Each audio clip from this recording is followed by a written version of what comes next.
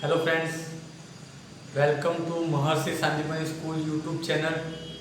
This is your math sir Kaushik Chavda. Today we are going to our next topic. આજે આપણે chapter 3 એમાં 3.3 એક બહુકોણના બહિષ્કોણના માપનો સરવાળો એના વિશેની માહિતી લઈશું.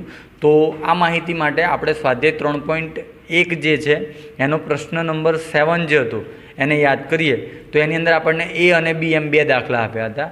એ દાખલામાં આપણે એક્સ પ્લસ વાય પ્લસ ઝેડનું માપ શોધવાનું હતું અને બી દાખલામાં આપણે x plus y plus z plus ડબલ્યુનું માપ શોધવાનું હતું. આ બંનેના આન્સર તમે જોયા હશે. બંનેના આન્સર આપણને 360° મળ્યા હતા. તો એનો મતલબ એવું થાય છે કે એ જે આકૃતિ હતી 7th એ અને બી એ બંને દાખલાઓમાં આપણને બહિષ્કોણ એટલે કે બહારનો ખૂણો એ આપણને એક્સ વાય ઝેડ અને ડબલ્યુ સ્વરૂપમાં આપેલો હતો અને એનો ટોટલ સરવાળો થતો હતો 360. એ ઉપરથી કહી શકાય 7 નંબરના ક્વેશ્ચન પરથી કે એક બહુકોણમાં બહિષ્કોણના માપનો સરવાળો 360° થાય છે. હવે એ માટે આપણે જો સ્વાધ્યાય 3.2ના ગણતરી કરવી હોય તો આપણે આ બે સૂત્રોને ધ્યાનમાં લેવા પડશે. પહેલું સૂત્ર છે બાજુઓની સંખ્યા શોધવાનું. બાજુઓની સંખ્યા બરાબર સૂત્ર થશે 360° ભાગ્યા આપેલ ખૂણાનું માપ, જેમાં તમને કોઈ એક ખૂણો બહિષ્કોણ તરીકે જે હશે એ આપેલો હશે એના ઉપરથી તમારે બાજુઓની સંખ્યા શોધવાની થશે. એવી જ રીતે બહિષ્કોણનું માપ તમને બાજુઓની સંખ્યા આપેલી છે અને બહિષ્કોણનું માપ શોધવાનું કીધું છે તો એના માટેનું સૂત્ર થશે 360° ભાગ્યા સ્મોલ એન. હવે આ સ્મોલ એન વિશે આપ સૌ પરિચિત છો. તમને બધાને ખબર છે કે સ્મોલ એનનો મતલબ શું થાય. તેમ છતાંય આપણે અહીંયા દર્શાવીએ છીએ કે જ્યાં એન એટલે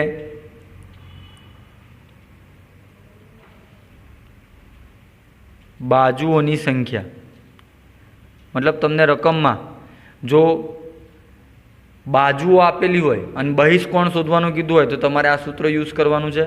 જો તમને બહિષ્કોણ આપેલો છે અને બાજુઓની સંખ્યા શોધવાની કીધી છે તો તમારે બાજુઓની સંખ્યાવાળું સૂત્ર યુઝ કરવાનું રહેશે. હવે આપણે આ સૂત્રોને ધ્યાનમાં રાખીને સ્વાધ્યાય 3.2 એના ક્વેશ્ચન નંબર 1 વિશે વિચાર કરીએ. તો ક્વેશ્ચન નંબર 1માં કીધું છે નીચેની આકૃતિઓમાં એક્સ શોધો.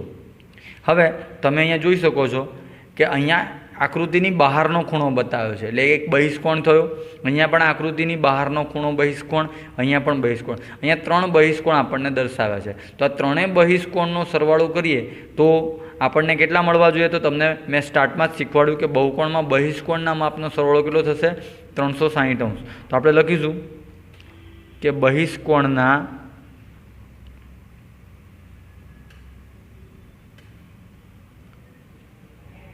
ખૂણાઓના માપનો સરવાળો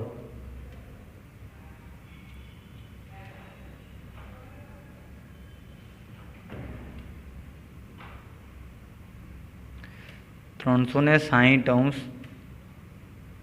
થાય. હવે અહીંયા આપણને 3 બહિષ્કોણ છે તો આપણે લખીશું માપખૂણો 1 + 2 + 3 બરાબર 360°. આકૃતિ પ્રમાણે જોઈએ તો આપણને 3 જ બહિષ્કોણ આપ્યા છે. તો પહેલું માપ છે એને આપણે x સમજીએ, પહેલા ખૂણાને. બીજા ખૂણાને આપણે 125 સમજીએ અને ત્રીજા ખૂણાને પણ આપણે 125° સમજીએ. = થશે 360°. હવે x બરાબર 125 = 250° = 360°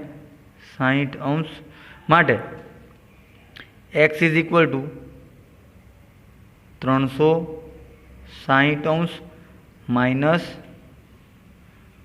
250°. તો x = 0 માંથી 0 જશે 0, 6 માંથી 5 જશે 1, 3 માંથી 2 જશે 1, એટલે કે x બરાબર 110°. તો આ 110° છે એ એક્સનું મૂલ્ય થશે. નેક્સ્ટ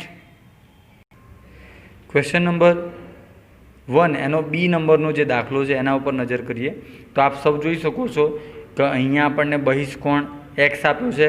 અહીંયા બહિષ્કોણ વિશે કંઈ માહિતી આપી નથી. અહીંયા 60 ડિગ્રી છે, અહીંયા કાટખૂણો દોર્યો છે, મતલબ કે આ 90 અંશ છે. ત્યાર પછી અહીંયા 70 ડિગ્રી છે અને અહીંયા એક્સ છે. તમે જોઈ શકો છો કે બહારના ખૂણા ગણીએ, અંદરના ખૂણા ગણીએ તો 1 2 3 4 ને 5 ખૂણા એટલે મતલબ પંચકોણ આકૃતિ છે, જેના બહિષ્કોણ વિશે આપણે ચર્ચા કરવાની છે. તો સૌથી પહેલું તો આપણને ખબર હોવી જોઈએ કે બહિષ્કોણના બધા જ ખૂણાના માપનો સરવાળો કેટલો થાય. તો આપણે લખીશું બહિષ્કોણના ખૂણાઓનો માપનો સરવાળો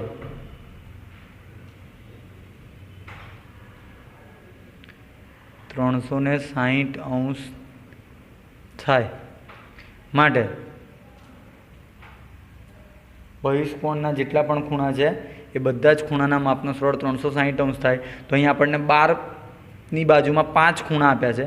તો અહીંયા આપણે લખીશું કે માપ ખૂણો 1 +2 +3 +4 +5 બરાબર 360 જો અંદરના ખૂણા કીધા હોય તો ટોટલ 540 થાય. પણ એ બહારના ખૂણા છે તો કોઈ પણ બહિષ્કોણ લઈ લો તમે, કોઈ પણ બહુકોણ લઈ લો, એના જે બહિષ્કોણ છે એના બધા માપનો સરવાળો જે છે એ કેટલો થશે? તો બહિષ્કોણના માપનો સરવાળો થશે 360. તો અહીંયા આપણે જોઈએ, હવે માપખૂણો 1 તરીકે આપણે એક્સને લઈએ.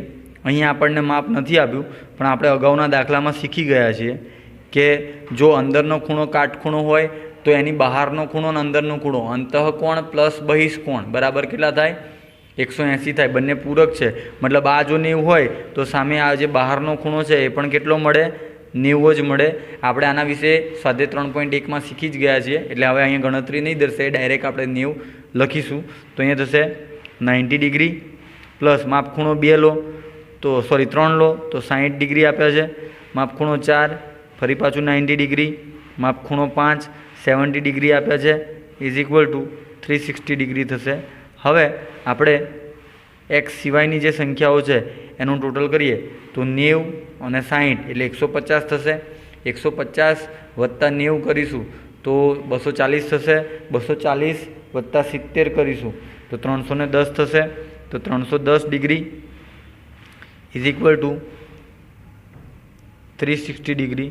માટે x is equal to 360 degree. હવે આ 360 છે રાઈટ સાઈડ મોકલીએ તો -310 છે એ રાઈટ સાઈડ મોકલીએ એટલે -310 થઈ જશે. માટે x is equal two 50 degree. તો અહીંયા આપણને એક્સની કિંમત મળશે 50°. હવે નેક્સ્ટ ક્વેશ્ચન નંબર 2 જોઈએ સ્વાધ્યાય 3.2નો, કે જેમાં પ્રશ્ન છે કે નીચે પ્રમાણેની બાજુઓ ધરાવતા નિયમિત બહુકોણમાં બહિષ્કોણનું માપ શોધો. તમને ચોખ્ખું રકમમાં જ કહી દીધું છે કે તમારે શું શોધવાનું છે? બહિષ્કોણનું માપ. અહીંયા તમને 9 બાજુ કીધી છે, તો 9 બાજુ છે માટે n બરાબર કેટલા થાય? 9 થશે. હવે બહિષ્કોણના માપનું સૂત્ર આપણે હમણાં જ શીખ્યા કે ભાઈ બહિષ્કોણનું માપ બરાબર 360° ભાગ્યા n. એટલે આપણને જે બહિષ્કોણ છે એનું માપ આપણને મળશે. તો 360 ભાગ્યા n કરીએ તો 360ના 360 એમ જ રહેશે. ભાગ્યા n કરીશું તો થશે ભાગ્યા છેદમાં n બરાબર આપણને રકમમાં આપ્યા છે 9. છેદ ઉડાડીએ તો 9 ચોક 36 થાય તો 40 9 થશે 360°. મતલબ કે 40° જે છે એ આપણને બહિષ્કોણનું માપ મળશે પહેલા દાખલામાં. જ્યારે 9 બાજુ હોય ત્યારે એના દરેકે દરેક જે બહિષ્કોણ છે એનું માપ આપણને 40° મળે. હવે બીજો દાખલો આપણને આપ્યો છે કે n બરાબર આપણે અહીંયા લઈએ 15 બાજુઓ કીધી છે, તો જેટલી બાજુ છે એટલા n સમજવાના. તો n બરાબર અહીંયા થશે 15. હવે અહીંયા પણ આપણે બહિષ્કોણનું માપ શોધવું છે, તો બહિષ્કોણનું માપ બરાબર 360° છેદમાં n. સૂત્ર લખીશું. હવે જ્યાં n બરાબર આપણી કિંમત અત્યારે હાલ છે 15, તો 15 જોડે આપણે nનો ભાગાકાર કરીશું, એટલે કે 15 જોડે ભાગાકાર કરીએ તો છેદ ઉઠશે. 15 દુ 30, 6 બચ્યા 0 ઉતારીશું, 15 ચોક 60. તો આપણને બાજુઓની સંખ્યા બહિષ્કોણના માપ મળશે 24°. મતલબ જ્યારે 15 બાજુ હશે ત્યારે એનો બહિષ્કોણ છે એ 24°નો થશે. નેક્સ્ટ આપણે સ્વાધ્યાય 3.2નો ત્રીજા નંબરનો દાખલો જોઈએ કે એક નિયમિત બહુકોણને રકમમાં પૂછ્યું છે કેટલી બાજુઓ હોય તો તેના દરેક બહિષ્કોણનું માપ 24° થાય. અહીંયા તમને બહિષ્કોણનું માપ આપી દીધું છે તો અહીંયા આપણે લખી દઈશું કે બહિષ્કોણનું માપ બરાબર 24°, જે તમને રકમમાં આપી દીધું છે. હવે તમારે શું શોધવાનું, કેટલી બાજુઓ મતલબ બાજુઓ શોધવાની છે. તો તમને બાજુઓની સંખ્યા શોધવાનું સૂત્ર હાલ આપણે શીખ્યા કે બાજુઓની સંખ્યા બરાબર 360° છેદમાં બહિષ્કોણનું માપ જે આપણને આપ્યું છે, આપેલ ખૂણાનું માપ. તો આપણને અંશમાં આપણે લખીશું 360° છેદમાં આપેલ ખૂણાનું માપ. તો આપણને ખૂણાનું માપ જે બહિષ્કોણ જે છે એનું કેટલું આપ્યું છે 24°. તો આપણે અહીંયા લખીશું 24°. હવે આપણે આના છેદ ઉડાડીએ તો અહીંયા થશે 12 × 2 = 24. અહીંયા છેદ ઉડાડીશું તો 12 × 36 અને 12 × 30 કરીશું તો થશે 360. અહીંયા 2 અને 15 જોડે છેદ ઉડાડીએ તો થશે 15 × 2 = 30. મતલબ કે જો તમારે બહિષ્કોણનું માપ 24° રાખવું હોય તો એની બાજુઓ કેટલી હશે, 15 બાજુઓ થશે. 15 બાજુઓ હોય ત્યારે એના બહિષ્કોણનું માપ 24° મળે. નેક્સ્ટ ક્વેશ્ચન નંબર 4 જે આપ્યો છે એના ઉપર નજર કરીએ તો એવું કીધું છે કે એક નિયમિત બહુકોણને કેટલી બાજુ હોય તો તેના દરેક અંતઃકોણનું માપ 165° થાય. આમાં પણ તમને બાજુઓની સંખ્યા શોધવાનું જ કીધું છે. રકમ ફરીથી એક વખત જોઈએ. અહીંયા કીધું છે કે કેટલી બાજુઓ હોય.